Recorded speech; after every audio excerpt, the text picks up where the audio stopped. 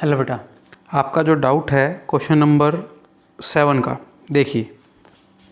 The forces which meet at one point but their line of action does not lie in one plane. कुछ forces हैं जो एक point पर meet कर रहे हैं परंतु उनका प्लेन एक नहीं है। इसका क्या मतलब है, देखिए। पहले तो बेटा मैंने आपको कोप्लेनर वेक्टर बताया हुआ है। कोप्लेनर वेक्टर वो वेक्टर होते हैं जिनका एक प्लेन होता है, मतलब ये कहीं पर भी हो, कैसे भी डायरेक्शन हो इनकी, परंतु ये सारे के सारे वेक्टर कैसे हैं, कोप्लेनर है। अगर इनके साथ मैं ये वेक्टर दिखाऊं आपको, ये पेन, तो ये आपका कोप्लेनर नहीं है, ये इस प्लेन से, बोर्ड के प्लेन से क्या हो गया है, बाहर चला गया है। जो इसी प्लेन में रहें, जिनका एक प्लेन हो, उनको क्या बोलते हैं, कोप्लेनर बोलते हैं। कॉन्करेंट वेक्टर क्या कहते हैं बेटा, जिनका इनिशियल पॉइंट क्या हो, सेम। ठीक है, जैसे ये वेक्टर, अगर मैं ये वेक्टर भी दिखाऊं ना, तो ये भी कॉन्करेंट है। कॉन्करेंट का सिंपल मतलब है कि जिनका इनिशियल पॉइंट क्या हो, सेम हो, क्योंकि ये भी सेम इनिशियल पॉइंट से स्टार्ट हो रहा है। क्वेश्चन था force meet at a point but does not lie in a plane. ये कुछ ऐसा सिस्टम हो गया है ना, फोर्सेस मीट तो कर रहे हैं एक पॉइंट पर परंतु उनका प्लेन एक नहीं है। तो अगर मैं इसको बोलूँ these are concurrent vector, and अगर प्लेनर के साथ अगर देखें तो नॉन कोप्लेनर, तो ऑप्शन आपका चला जाएगा बेटा क्वेश्चन नंबर 7 का, non coplanar concurrent forces. Clear है बेटा, non coplanar concurrent forces, clear है। क्वेश्चन नंबर 8 देखिए बेटा, क्या कह रखा है कि आपके पास डायरेक्शन आपको पता होती है ईस्ट, वेस्ट, नॉर्थ, साउथ। एक वेक्टर ए है जो कि वर्टिकली अपवर्ड है। वर्टिकली अपवर्ड मतलब ऐसे आपकी तरफ, अगर ये देखें तो अपवर्ड ये होगा और डाउनवर्ड अंदर की तरफ होगा। क्लियर है बात आपको। अगर आप ऐसे देखो ध्यान से, जो मेरी तरफ है डायरेक्शन वो क्या हो गई, नॉर्थ, आपकी तरफ साउथ, और इस तरफ हो गई बेटा वेस्ट, और इस तरफ क्या हो गई, ईस्ट। तो वर्टिकली अपवर्ड ये हो गया। और मैं अब इस प्लेन को अगर ऐसे कर दूं तो इस बोर्ड पर तो ऐसे ही दिखाऊंगा इसको, हाँ के ना। तो एक वेक्टर आपकी तरफ है और एक वेक्टर नॉर्थ की तरफ है। एक वेक्टर आपकी तरफ है, एक वेक्टर नॉर्थ की तरफ है। तो आपसे पूछा है ए क्रॉस बी की डायरेक्शन बताओ। क्लियर है, और ए है वो वर्टिकली अपवर्ड है। तो आपके पास ए क्रॉस बी की डायरेक्शन बताने के लिए कौन सा नियम है आपको पता है, राइट हैंड थंब रूल। ए की तरफ आप हथेली को रखेंगे और बी की तरफ उंगलियां कल करेंगे तो अंगूठा आपको डायरेक्शन देगा ए क्रॉस बी की, और ये डायरेक्शन कौन सी हो गई बेटा, अलोंग वेस्ट। क्लियर है। नेक्स्ट क्वेश्चन पर आ जाइए। ये आपने क्वेश्चन ठीक किया था पर हल्की सी गलती कर दी। फोर्स आर दे रखा है और टॉर्क का फॉर्मूला आपको पता है क्या होता है, आर क्रॉस एफ। तो बेटा जो आर है ना वो ऊपर लिखा जाएगा और एफ नीचे लिखा जाएगा। आपने उल्टा कर दिया, आपने एफ ऊपर लिख दिया और नीचे क्या लिख दिया, आर। ऐसा क्यों sir, R cross F is not equal to F cross R, ये मैंने आपको बताया हुआ वीडियो में। ये एक्चुअली में क्या होता है, माइनस होता है, अपोजिट होता है ना। तो जो आपका आंसर आया होगा और जो एक्चुअल आंसर है उनमें एक ही डिफरेंस होगा कि सारे साइन अपोजिट होंगे। क्लियर है, नोट कर लो बेटा। एक नेक्स्ट क्वेश्चन देखो, आपको दो वेक्टर दे रखे हैं ए एंड बी, उनका रिजल्टेंट आर दे रखा है। आर अल्फा ए के साथ अल्फा एंगल बना रहा है और बी के साथ बीटा एंगल बना रहा है, और 4 ऑप्शन आपसे पूछे गए हैं कि इनमें से कौन सा ठीक है। तो बेटा एक बात मैं बता देता हूँ जनरलाइज आपको, अगर दो वेक्टर ए एंड बी हैं such that magnitude of A is greater than magnitude of B, मतलब ए का मैग्नीट्यूड बी से क्या है, अधिक है, तो जो रिजल्टेंट होगा ना वो ए की तरफ क्या हुआ होगा, झुका हुआ होगा। अगर ए अधिक है बी से तो रिजल्टेंट ए की तरफ क्या हुआ होगा, झुका हुआ होगा।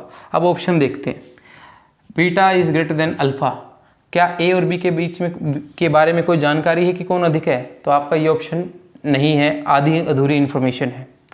बी अधिक है तो मतलब रिजल्टेंट बी की तरफ झुका हुआ होगा, लेट कुछ ऐसा होगा, है ना। तो बीटा पक्का कम होगा किससे, अल्फा से। बीटा कम होगा अल्फा से, लेकिन यहाँ पर तो अपोजिट है, तो ऑप्शन नंबर बी भी क्या हो गया, गलत हो गया। क्लियर है बात आपको। नेक्स्ट देखते हैं, आपका ए अधिक है बी से, ए अधिक है बी से, तो रिजल्टेंट पक्का कुछ इस तरीके से झुका होगा। क्लियर है बात आपको। और ये आपका क्या हो जाएगा, अल्फा, और ये क्या हो जाएगा आपका बीटा। क्लियर है, और बीटा अधिक होगा अल्फा से, हाँ बिल्कुल सही है। तो ऑप्शन नंबर सी क्या हो गया आपका, ठीक हो गया। क्लियर है। अगर ये दोनों बराबर होंगे तो एंगल भी बराबर झुके हुए होंगे, ये मैंने वीडियो में बताया है, आप देखिए। नेक्स्ट क्वेश्चन देखो, आप दो वेक्टर हैं उनका क्रॉस प्रोडक्ट का मैग्नीट्यूड बराबर है √3 टाइम्स ऑफ उनके डॉट प्रोडक्ट के। ठीक है। तो क्रॉस प्रोडक्ट का मैग्नीट्यूड वो लिखना है, लिख लेते हैं A B sine theta √3 A B, dot product में क्या आता है, कोस आता है। क्लियर है। ए बी से ए बी कैंसिल हो गया, साइन कोस को नीचे लेके जाएंगे तो साइन बाई कोस क्या हो जाएगा, टेंजेंट, टेंजेंट थीटा कितना आ गया बेटा, √3। तो किस टेंजेंट की किस वैल्यू पर √3 आंसर आता है, तो थीटा की वैल्यू आ गई 60। तो आपको पता चल गया अल्टीमेटली ए और बी के बीच में एंगल 60 डिग्री है। तो आपसे पूछा गया है ए प्लस बी का मैग्नीट्यूड, फॉर्मूला लगाइए। अब आपको और कोई जरूरत नहीं है, आपको एंगल का पता करना था, ऊपर से आपने पता कर लिया है, that will be cos 60। cos 60 की वैल्यू हाफ है, कैंसिल होगा, क्या आ जाएगा a² + b² + ab, ठीक है। और इसको अगर मैं अंडर रूट को हटाऊंगा तो पूरे की पावर क्या आ जाएगी, हाफ आ जाएगी। क्वेश्चन नंबर 29 देखिए, 3 वेक्टर दे रखे हैं बेटा p q r और उनका समीशन क्या है, 0 दे रखा है।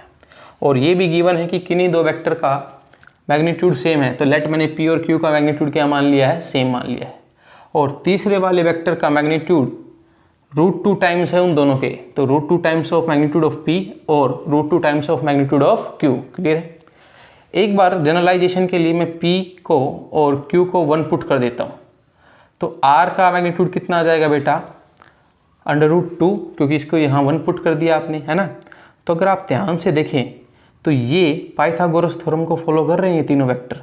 इसका स्क्वायर करोगे वो p के स्क्वायर प्लस q के स्क्वायर के क्या आएगा, बराबर आएगा। √2 का स्क्वायर कितना हो जाएगा 2, यहाँ पर 1 का स्क्वायर 1 प्लस 1 का स्क्वायर 1। तो अल्टीमेटली ये तीनों वेक्टर इस तरीके से हैं कि ये आपकी राइट एंगल ट्रायंगल बना रहे हैं। क्लियर है बात। तो एक बात तो निश्चित हो गई, r पक्का हाइपोटेनस होगा और p और q में कोई एक बेस होगा और कोई क्या होगा, परपेंडिकुलर। तो आपको पता है p q ये ले लिया मैंने, r ये ले लिया। इनके बीच में p और q के बीच में तो एंगल 90 होगा क्योंकि आपकी राइट एंगल ट्रायंगल है, ठीक है। चलिए, तो angle between p and q तो कितना आ गया बेटा, 90 आ गया, ठीक है।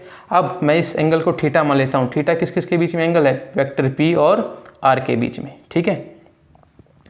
तो टेंजेंट थीटा अगर मैं इस ट्रायंगल में लूँ तो क्या होता है, perpendicular by base, perpendicular by base. Clear है बात आपको, परपेंडिकुलर बाय, ये दोनों, ये भी 1 है और ये भी क्या है, 1 है। तो आपका टेंजेंट थीटा की वैल्यू 1 कहाँ होती है, 45 डिग्री पर। क्लियर है बात, 45 डिग्री पर वैल्यू 1 होती है। तो angle between p and r कितना आ गया बेटा आपका, 45।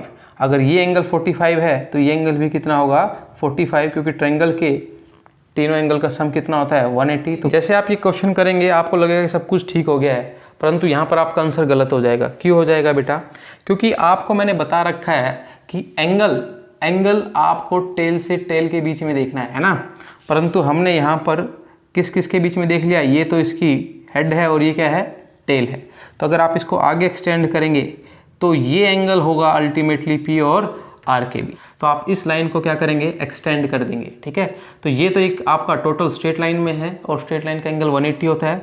तो 45 को अगर मैं माइनस करूँगा तो ये कितना आ जाएगा बेटा, 135। तो angle between p and r कितना लेंगे आप, 135। इसी तरीके से अगर आप इस लाइन को ऊपर की तरफ एक्सटेंड कर दें, ठीक है, तो ये भी आपका 135 का एंगल आ जाएगा।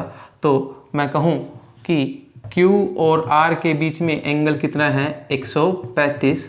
R और P के बीच में एंगल कितना है, 135। और अगर आप इसको इधर करते हैं तो ये तो स्ट्रेट लाइन है, ये 90 डिग्री एंगल, तो ये भी 90 डिग्री एंगल। तो Q एंड P के बीच में एंगल कितना है बेटा, 90 डिग्री। क्लियर है। कोई डाउट है तो फिर से आप मेरे को मैसेज कर सकते हो, ठीक है बेटा।